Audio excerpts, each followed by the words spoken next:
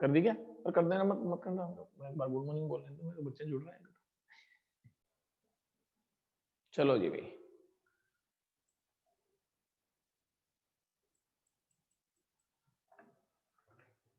आज विद्युत विभव की परिभाषा पे आ जाते हैं।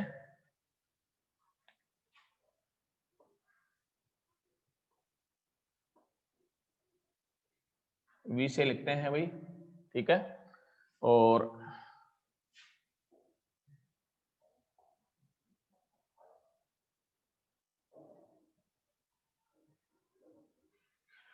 देखो भाई, विद्युत विभव की परिभाषा इस तरह से है कि किसी इकाई धनावेश को किसी आवेश के विद्युत क्षेत्र में अनंत से किसी बिंदु तक बिना त्वरित किए विद्युत क्षेत्र के समांतर किसी बिंदु तक लाने में किया गया कार्य किसके बराबर होता है? विद्युत विभव के बराबर होता है।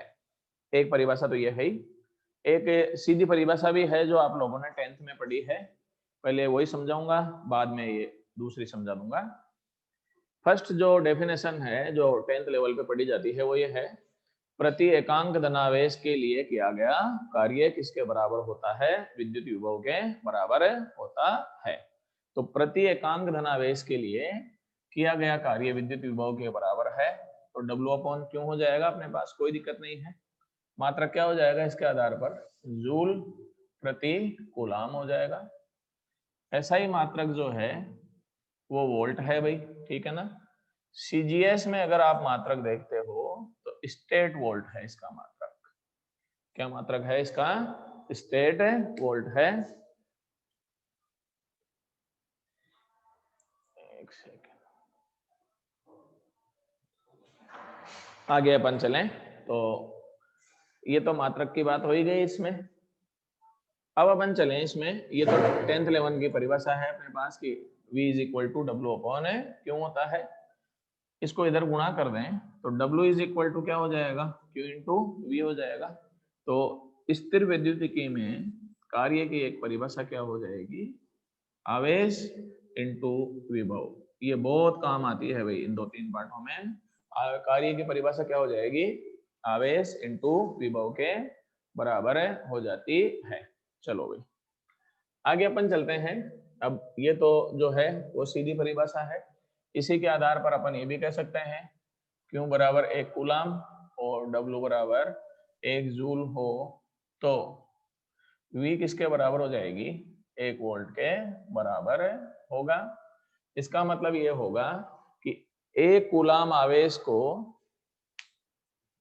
किसी बिंदु तक लाने में किया गया कार्य किसके बराबर हो? 1 जूल के बराबर हो तो उस बिंदु पर विभव किसके बराबर हो जाएगा? 1 वोल्ट के बराबर हो जाता है। 1 कूलाम आवेश को किसी बिंदु तक लाने में किया गया कार्य 1 जूल के बराबर हो तो उस बिंदु पर विभव का मान 1 वोल्ट के बराबर होता है। क्लियर है मामला, कोई दिक्कत नहीं है। अब अपन चलते हैं इसकी दूसरी परिभाषा जो मैंने बताई है।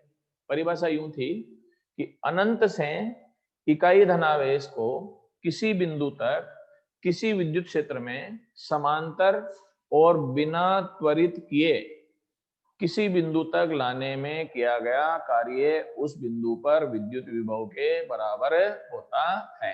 तो एक बार अब समझा देता हूं, ये तो बोलने की लैंग्वेज में हो गया। एक मिनट, ये वीडियो क्यों करना है यहां से? हाँ भाई देखो, अनंत से किसको लाओगे? इकाई धनावेश को, ठीक है ना। इकाई धनावेश को किसी बिंदु तक, मान लो कि P बिंदु तक, तो इस बिंदु तक लाने में किया गया कार्य किसके बराबर हो जाएगा? विद्युत विभव के बराबर। कंडीशन क्या होनी चाहिए? आवेश को त्वरित नहीं करना है, नियत वेग से लाना है, विद्युत क्षेत्र के समांतर ही लाना है। क्या लाना है? विद्युत क्षेत्र के समांतर लाने में किया गया कार्य। तो एक तो इकाई धनावेश को लाओगे, कहां से लाओगे? अनंत से।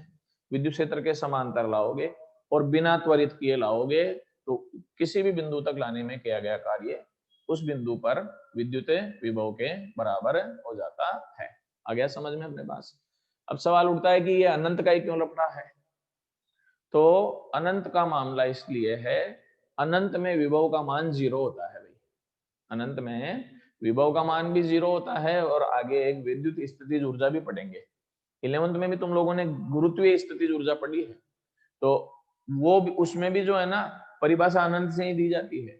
उसमें आता है ना u बराबर माइनस जी m1 m2 अपॉन r आता है, तो उसमें भी परिभाषा यही दी जाती है कि किसी वस्तु के गुरुत्वीय क्षेत्र में अनंत से किसी दूसरी वस्तु को किसी बिंदु तक लाने में किया गया कार्य किसके बराबर होता है? गुरुत्वीय स्थितिज ऊर्जा के बराबर होता है। तो ये अनंत इसलिए लेते हैं, ये विद्युत विभव और ऊर्जा के लिए, विभव और स्थितिज ऊर्जा के लिए निर्देश बिंदु अनंत में है। निर्देश बिंदु का मतलब मूल बिंदु मान सकते हो। तो इनके लिए मूल बिंदु कहां पर हो गया? अनंत में, क्योंकि अनंत में इन दोनों ही राशियों का मान किसके बराबर होता है? 0 के बराबर होता है। मामला क्लियर है? सबसे पहले अपन चलें अल्प कार्य। अल्प कार्य क्या होता है? अल्प कार्य D W, sorry F dot D are, जानते ही तो एफ डॉट डी आर। चिन्ह किसका? माइनस का। क्यों आया माइनस का चिन्ह वो भी बता देता हूं मैं। देखो माइनस चिन्ह किसको दर्शाता है? विद्युत क्षेत्र के विपरीत दिशा में कार्य को दर्शाता है। माइनस चिन्ह विद्युत क्षेत्र के विपरीत दिशा में किए गए कार्य को दर्शाता है। अब विद्युत क्षेत्र के विपरीत कार्य कैसे हो रहा है देखो एक बार। सबसे पहले P बिंदु पर ज्ञात करना है, तो विद्युत क्षेत्र की दिशा आवेश से बिंदु की ओर हो गई, तो E वेक्टर हो गया अपने पास ये, ठीक है। इकाई धनावेश को इधर लाओगे कि नहीं लाओगे? तो विद्युत क्षेत्र की दिशा में ला रहे हो या विद्युत क्षेत्र के विपरीत ला रहे हो? तो विपरीत ला रहे हैं, चिन्ह किसका आ जाएगा? माइनस का चिन्ह आ गया। अब तो आ गया समझ में। अब अपन चलें अनंत से, कहां से? अनंत से P तक लाने में किया गया कार्य। अनंत से P तक लाएंगे तो कितना कार्य होगा? समाकलन कर दें तो W dW का समाकलन माइनस इनफाइनाइट से P तक हो जाएगा, F डॉट dr हो जाएगा। यहां तक तो क्लियर है मामला अपने पास? आगे चलो, इसका समाकलन W हो जाएगा, इनफाइनाइट टू R लिख सकते हो क्या? क्योंकि P बिंदु की दूरी आवेश से कितनी है? R मानी है, तो अनंत से R तक हो जाएगा F डॉट dr। अब आप लोगों ने पढ़ा है F बराबर क्यों ही होता है से, तो W इज इक्वल टू क्या हो जाएगा? इनफाइनाइट से R तक क्यों E वेक्टर डॉट dr हो जाएगा। क्यों इसमें भाग दे दो यहाँ से बाहर निकाल के, तो W upon Q is equal to minus infinite to R E vector dot dr हो जाएगा। ये विभव के बराबर हो जाएगा, तो इनफाइनाइट से R E vector dot dr। ये विभव का गणितीय रूप है अपने पास। गुरुत्वीय विभव में भी यही रहता है, वहां पर गुरुत्वीय क्षेत्र की तीव्रता हो जाएगी, यहाँ पर विद्युत क्षेत्र की तीव्रता काम में आती है। क्लियर? अब एक बार स्क्रीनशॉट ले लो भाई, फिर उसके बाद में आगे बढ़ेंगे भाई।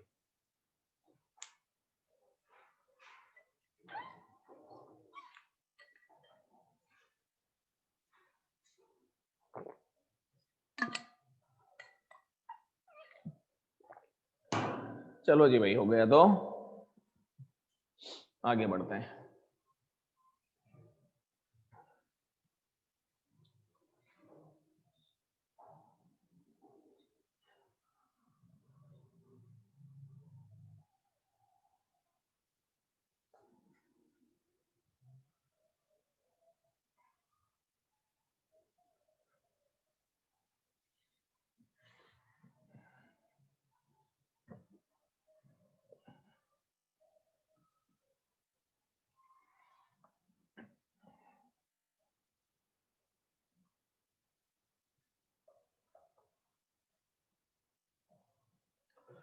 हाँ भाई, अंजलि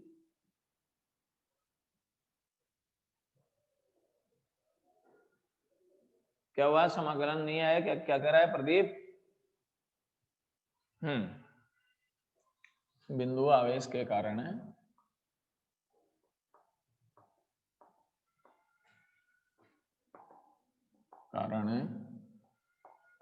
विद्युत विभव, बिंदु आवेश के कारण अपने को विद्युत विभव की गणना करनी है। देखो भाई, सबसे पहले माना कि कोई बिंदु आवेश प्लस क्यू है, इससे r दूरी पर कोई बिंदु क्या है, p है, ठीक है ना। ये अनंत मान लो, ये इकाई धनावेश मान लो। तो विभव की परिभाषा भी थोड़ी देर पहले बताई थी, v बराबर क्या आएगा बताओ, माइनस अनंत से r तक e वेक्टर डॉट dr। अब प्लस क्यू के कारण r दूरी पर विद्युत क्षेत्र क्या होता है, क्या क्यों अपॉन आर स्क्वायर, और आर के पहले पार्ट में बता चुका हूं मैं ये बात, ठीक है ना। से रखो तो क्या रहेगा बताओ, माइनस इनफाइनाइट से आर तक K Q upon R square R cap dot D R. K Q तो बाहर आ जाएगा इसमें से। R cap dot D R किसके बराबर होता है, ये किसके बराबर होता है भाई, R cap dot D R किसके बराबर लिखा जाएगा, कौन बता सकता है तुम्हारे में से, इतने सारे बैठे हो, 27 बच्चे ऑनलाइन जुड़ रहे हो लाइव क्लास में, 2 4 5 इधर भी है मेरे पास, 6 1 तो R cap dot D R किसके बराबर होगा, 11th में भी पढ़ाया होगा मैम ने, 11th में तो आता ही है गुरुत्वीय विभव में, फिर गुरुत्वीय स्थिति ऊर्जा में भी आता है ये समाकलन, तो 1/r के बराबर, अच्छा, और -1/r नहीं, देखो भाई R cap dot D R जो है ना वो डी आर के बराबर होगा, किसके बराबर होगा, ये सबके गलत है भाई आज, डीजे आलोक धीरज दिव्या सारों के गलत है। R cap dot D R जो है किसके बराबर होगा, डी आर के बराबर, कैसे, ए वेक्टर डॉट बी वेक्टर, इधर देख लो, तो सूत्र क्या होता है डॉट का, ए का मोड बी का मोड और कोस थीटा, यही चलता है अपने पास सूत्र, ठीक है। अब अपन चलते हैं इसके आधार पर उसको फैलाओ, तो R cap dot D R बराबर बोलो, आर केप का मोड डी आर का मोड कोस 0 आएगा। कोस 0 क्यों आया, कारण बता देता हूं मैं, आर केप इकाई सदिश है, डी आर भी उसी दिशा में है दूरी इकाई, दोनों समान दिशा के सदिश हो गए कि नहीं हो गए, तो कोण कितना हो गया, 0 डिग्री के बराबर हो गया, तो कोस 0 का मान कितना हो गया, 1। आर केप जो है इकाई सदिश है, इकाई सदिश का परिमाण में मोड किसके बराबर होता है, वो भी 1 के बराबर हो गया, तो ये भी 1 हो गया, डी आर का मोड डी आर के बराबर हो गया, कोस 0 का मान 1 हो गया, आंसर कितना आया, डी आर आ गया अपने पास, आ गया अब तो समझ में, आगे से याद रख लेना। अब इसको ये लिख सकता हूं क्या मैं, माइनस के क्यू इनफाइनाइट से आर तक D R upon R square, D R upon R square, इसका समाकलन कितना होगा, अब ये बता दो क्या समाकलन होगा भाई इसका, दिव्या अंजलि अनीता बहुत सारे हैं, D R upon R square मतलब 1/r² का इंटीग्रेशन या समाकलन, -1/r, वेरी गुड भाई, दिव्या ने भी सही बताया, इसने निशा ने भी सही बताया, धीरज का भी सही है, आंसर माइनस में आएगा भाई, अंजलि है ना, सही है, अंजलि का कुलदीप का सबका सही है। फिर भी कई बच्चों को जैसे समझ में नहीं आ रहा है तो मैं आज बता देता हूँ, बाद में याद रख लेना कैसे होता है इसका समाकलन। इसको ऊपर ले जाओ तो r की पावर -2 इंटू डी आर हो गया, x की पावर n का समाकलन क्या होता है ये बता दो मेरे को, x की पावर n+1 बटे n+1 हो गया, इसके आधार पर समाकलन करोगे तो r की पावर -2+1 -2+1 हो गया, r की पावर -1 बटे -1 हो गया, तो ये हो गया -r की पावर -1 एंड -1/r, इस तरह से इसका समाकलन किसके बराबर होता है, -1/r के बराबर हो जाता है। तो क्या लिखोगे इसको, माइनस के क्यों -1/r समाकलन इनफाइनाइट से कहां तक हो गया, r तक हो गया, अब लिमिट रखेंगे अपन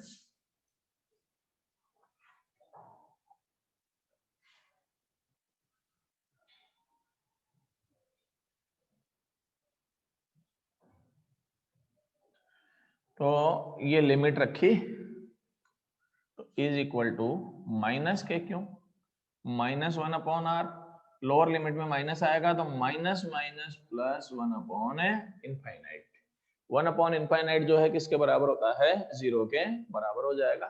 ये 0 हो गया तो v इज इक्वल टू क्या है अपने पास, बोलो minus K Q -1/r and v is equal to क्या आएगा, के क्यों अपॉन r हो जाएगा। v समानुपाती 1/r। अगर आप ग्राफ देखना चाहते हैं r में और v में तो अतिपर वलयाकार ग्राफ आ जाएगा। एक तो ये ग्राफ आ जाएगा, इसका कोई दिक्कत नहीं है। एक ग्राफ अगर और खींचना चाहो तो ये v में और 1/r में आएगा। कैसा आएगा, सरल रेखा मूल बिंदु वाली, v में और 1/r में डायरेक्ट ग्राफ मूल बिंदु वाली ग्राफ आ जाएगा अपने पास।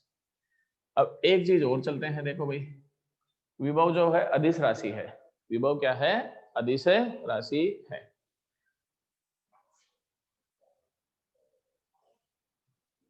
अपन ने शुरुआत करी थी, ये धनावेश के कारण विद्युत क्षेत्र निकाला है, विद्युत विभव निकाला है मैंने। ये धनावेश है तो उत्तर विभव का भी प्लस में आया कि नहीं आया, ठीक है।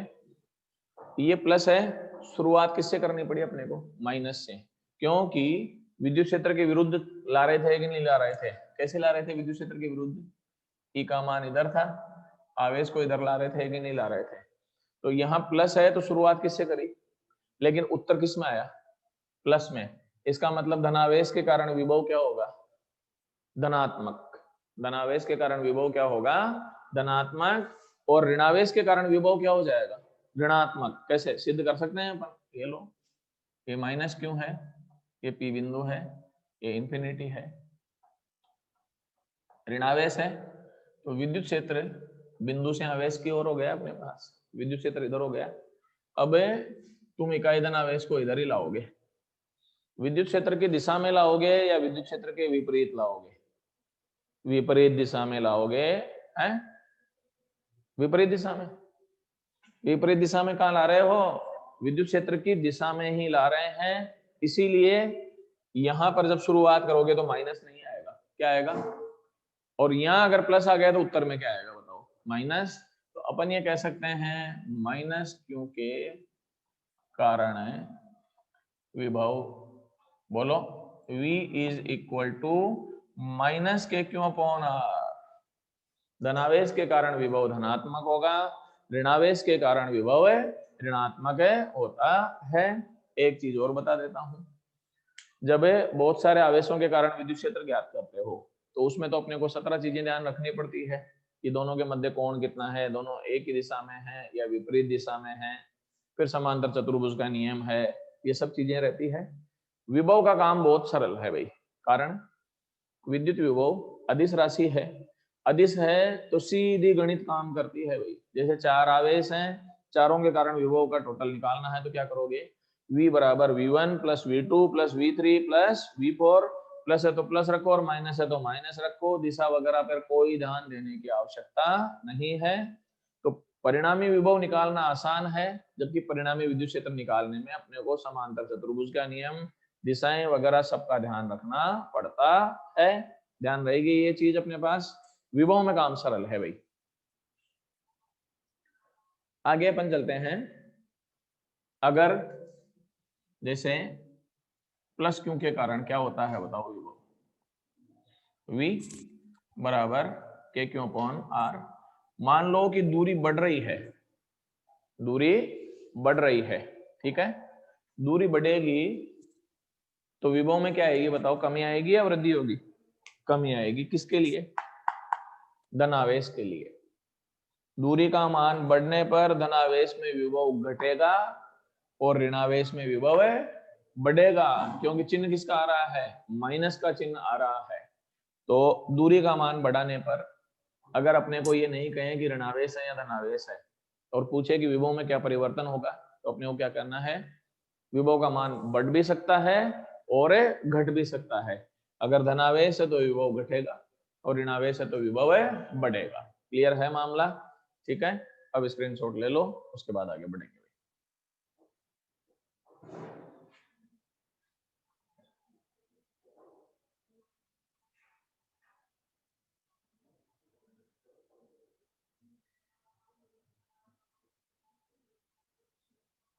चलो जी भाई आगे चलें।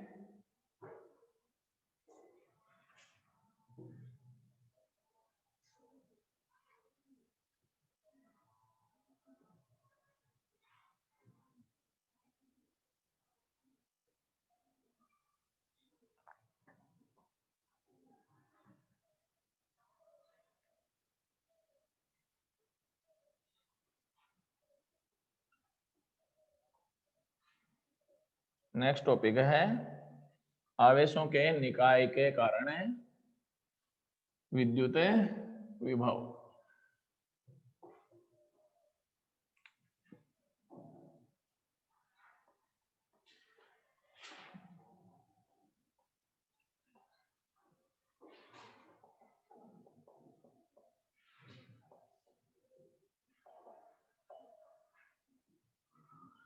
हाँ जी भाई, माना कि कोई आवेशों का निकाय है, बहुत सारे आवेश हैं, ठीक है ना, n आवेश हैं।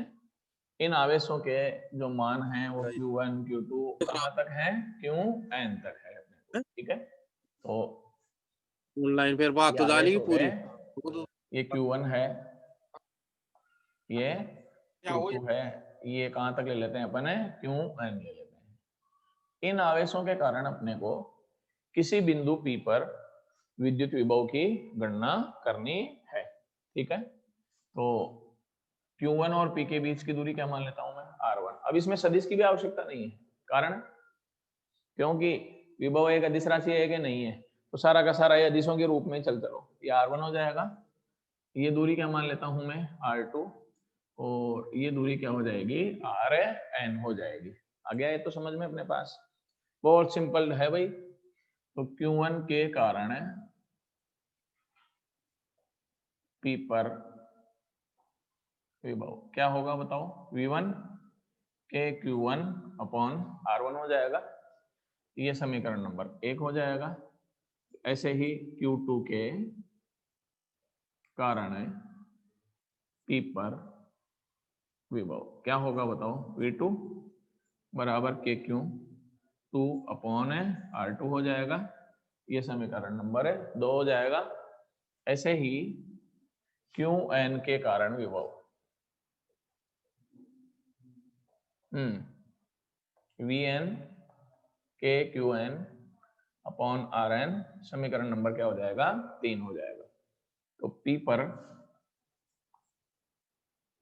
कुल विभव कितना होगा बताओ, V बराबर V1 plus V2 and so on है Vn, और V बराबर के Q1 अपॉन R1 प्लस के Q2 अपॉन R2 और डैश डैश डैश के Qn अपॉन, स्क्रीनशॉट ले लो, टॉपिक हो गया खत्म, आगे बढ़ेंगे भाई।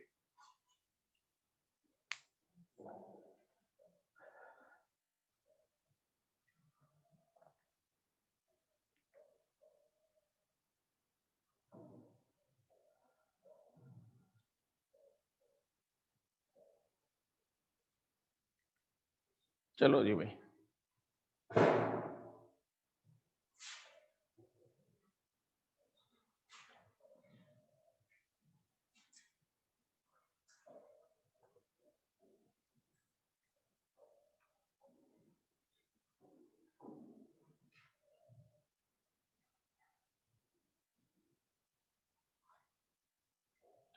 अब न्यूमेरिकल करा देता हूं भाई एक दो, है ना।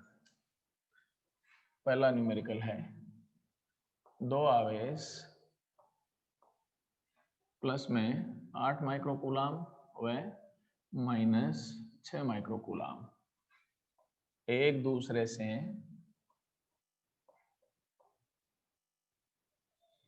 18 सेंटीमीटर पर स्थित हैं, तो वह बिंदु ज्ञात करो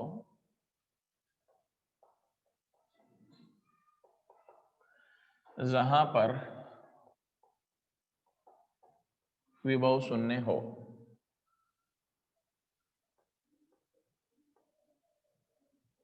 देखो भाई, दो आवेश हैं, एक आवेश है 8 माइक्रोकूलाम का, एक आवेश है माइनस का 6 माइक्रोकूलाम। अपने को वो बिंदु ज्ञात करने हैं जहां पर विद्युत विभव का मान किसके बराबर हो जाता है, 0 के बराबर हो जाता है। देखो जी भाई, सबसे पहले तो बना लें चित्र। ये प्लस में 8 माइक्रो कूलम हो गया, ये माइनस में 6 माइक्रो कूलम हो गया। दूरी कितनी है, 18 सेंटीमीटर है। ठीक है, मान लो कि यहाँ 0 हो जाता है, कहीं ना कहीं तो मानना ही पड़ेगा। यहाँ से इस आवेश से दूरी कितनी मान ली, x।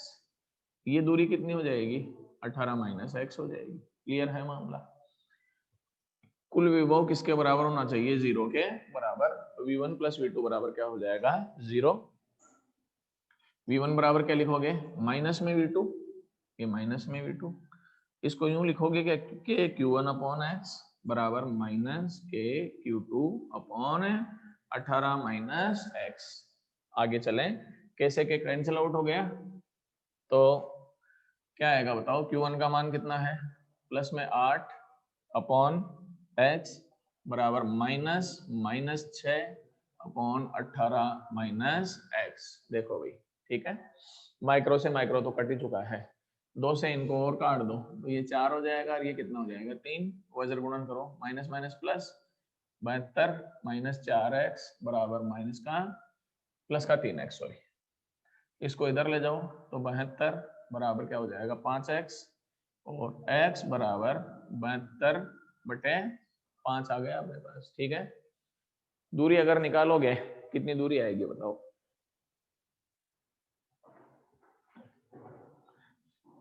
ये आ गया 14.4 सेंटीमीटर। एक बिंदु तो ये हो गया। अब एक चीज बता देता हूं मैं, विद्युत क्षेत्र की तीव्रता में तो एक बिंदु ही ज्ञात किया जाता है, पहले पार्ट में करा भी रखा है। विभव में अपने को 2 बिंदु ज्ञात करने पड़ते हैं भाई। एक तो आवेशों के बीच में कहीं ना कहीं, एक आवेशों के बाहर भी मिलता है वो बिंदु। कहां पर मिलता है, आवेशों के बाहर भी बिंदु प्राप्त हो जाता है जहां पर विभव का मान किसके बराबर होता है, 0 के बराबर। इसीलिए जब ऐसा सवाल आता है तो आप लोगों को उसमें 2 आंसर मिलेंगे। एक तो पहला तो ये हो ही गया, आवेशों के बाहर कैसे निकालोगे, ये रहा तरीका। ये प्लस में 8 है, ये माइनस में 6 है। मान लो कि यहाँ पर वो बिंदु है जहां पर विद्युत क्षेत्र किसके बराबर हो गया, विद्युत विभव किसके बराबर हो जाता है, 0 के बराबर हो गया। ये दूरी कितनी है, 18। मान लो कि इस आवेश से ये दूरी कितनी है, x है। ठीक है, अब इससे तो x है, इससे टोटल कितनी हो जाएगी ये बता दो, x प्लस 18 हो जाएगी। कैसे, यहां से यहां तक की दूरी x है, ये 18 है, तो 8 से कितनी दूरी हो जाएगी, x प्लस 18 के बराबर हो गया, आगे नहीं हो गया।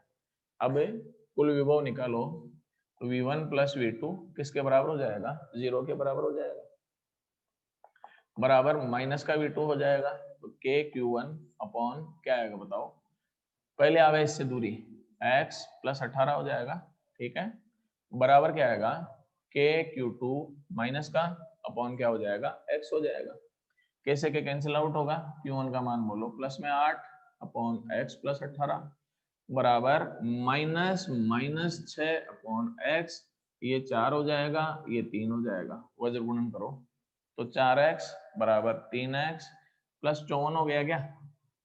इसको इधर ले आओ, इधर लाओगे तो x बराबर कितना सेंटीमीटर हो गया, 54 सेंटीमीटर। ये आंसर है इसका। तो 2 आंसर आएंगे इसमें, एक तो वो आ गया, एक ये दूसरा आंसर आ गया। अब स्क्रीनशॉट ले लो, फिर आगे बढ़ेंगे भाई।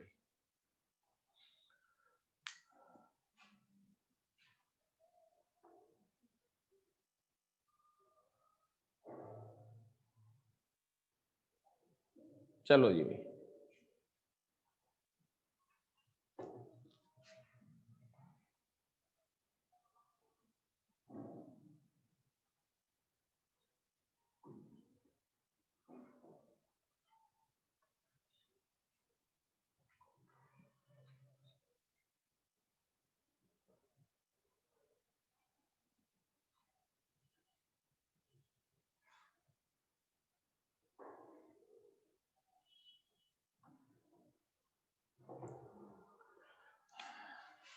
दूसरा उदाहरण है, किसी घन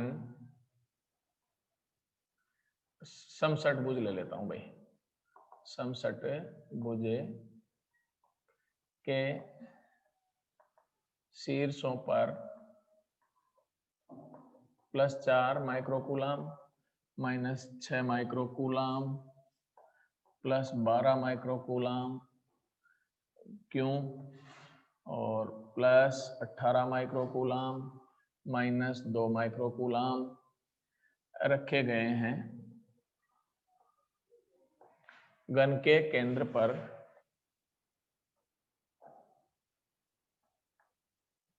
विभव का मान 0 होने के लिए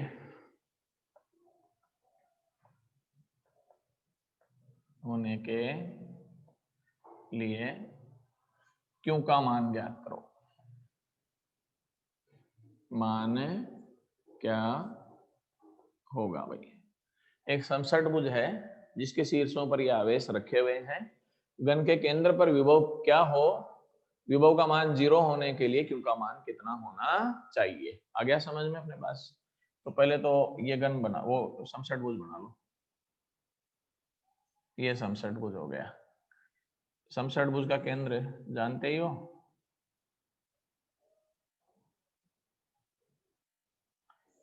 ये समसट भुज का केंद्र हो गया। आवेश जो हैं वो Q1, Q2, Q3, Q4, Q5, Q6 हो गया। घन की भुजा, इसकी समसट भुज की भुजा दे रखी है 8 सेंटीमीटर। कितनी दे रखी है अपने को? 8 सेंटीमीटर। तो ये A हो गई, ये भी A, ये तो सब A हो ही गए। अब एक चीज चलें, ये कोण कितना का? 60 का, ये भी और ये भी। तो समबाहु त्रिभुज बन गया कि नहीं बन गया? देख लो अपने पास। ठीक है, कौन सा त्रिभुज बन गया अपने पास है? समबाहु त्रिभुज बन गया इसमें। तो अब अपन समबाहु त्रिभुज बन गया तो ये दूरी भी A, ये भी A, ये भी A, ये भी A, ये भी A और ये भी किसके बराबर हो गई? A के बराबर। प्रश्न के अनुसार कुल विभव किसके बराबर है? तो V1 + V2 + V3 + V4 + V5 + V6 बराबर 0। सब में अब K/R तो कॉमन आ जाएगा। ये लिख सकता हूँ क्या? Q1 + Q2 + Q3 + Q4 + Q5 + Q6। ये भी समझ में आया कि नहीं आया? K/R सारे आवेश लिख दिए, K/R को 0 में भेज दो तो क्या बचेगा? Q1 + Q2 + Q3 + Q4 + Q5 + Q6 बराबर है। अब इनके मान रख दो, आंसर आ जाएगा। बोलो। प्लस में 4, माइनस का 6, प्लस का 12, प्लस का Q, प्लस का 18, माइनस का 2 बराबर है 0। 6 और 4 माइनस का 2, ये 10 हो गया। 10 और 8 18, 28 हो गए। 28 और 2 26 हो गए। तो Q बराबर माइनस का 26 माइक्रोकूलम आवेश इसका उत्तर आ जाता है। अब स्क्रीनशॉट ले लो, टाइम हो गया। Thank you.